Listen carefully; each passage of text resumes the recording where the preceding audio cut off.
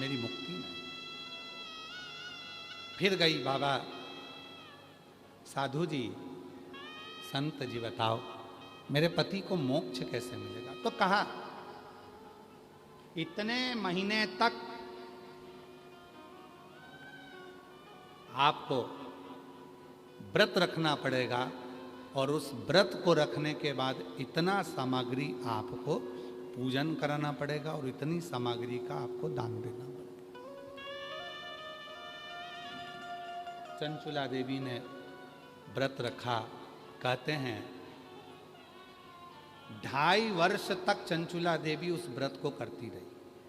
2.5 वर्ष जो व्रत संत ने बताया था वो 2.5 वर्ष तक चंचुला देवी ने करा। 2.5 वर्ष में चंचुला देवी केवल जल का आचमन करती थी। जल का आचमन चंचुला देवी करती थी, उसके सिवाय कुछ न लेती थी। ऐसी दुर्बल सी चंचुला देवी 2.5 वर्ष में हो गई थी। 2.5 वर्ष में एकदम दुर्बल हो गई थी।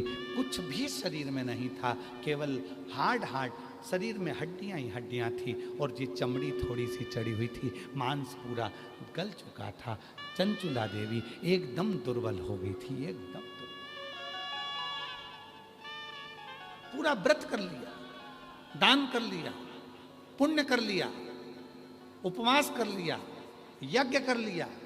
अब चंचुला देवी ने विचार करा अब तो मेरा पति को प्रेत की योनि से मुक्ति मिल गई होगी। चंचुला देवी वापस अपने घर पर आई। घर पर आकर चंचुला देवी ने फिर विश्राम करा और विश्राम करने के बाद प्रातः में उठी, उठकर भोजन बना रही थी और भोजन बनाते समय खिड़की में से आवाज आई, भूख लगी है, भोजन दे, मुझे भूख लग रही है, भोजन दे, मैं भूखा हूं, भोजन दे। जो खिड़की में से झांका, चंचुला देवी ने तो कोई नजर नहीं आया।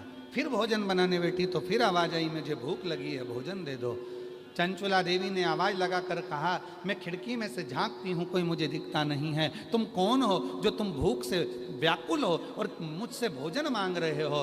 तभी बिंदुक फिर आवाज लगाकर बोला, चंचुला मैं तेरा पति बिंदुक प्रेत योनि में पड़ा हूं, मेरी मुक्ति नहीं हुई है। चंचुला कहती है मैंने यज्ञ करवा दिया, मैंने पूजन करवा दी, मैंने व्रत करवा दिया, मैंने उपास करा दिया, मैंने दान दे दिया, मैंने अनुष्ठान करा दिया, मैं सारे तीर्थों में घूम कर आ गई, सारे तीर्थ में होकर आ गई और हर जगह पर मैंने सब कुछ किया। अब केवल मेरे पास कुछ भी धन नहीं बचा है। केवल जिस छोटे से झोपड़े में मैं रहती हूँ, इस झोपड़े को बेचने के सिवाय मेरे पास साधन नहीं है। मेरे जितने जेवर थे मैं सब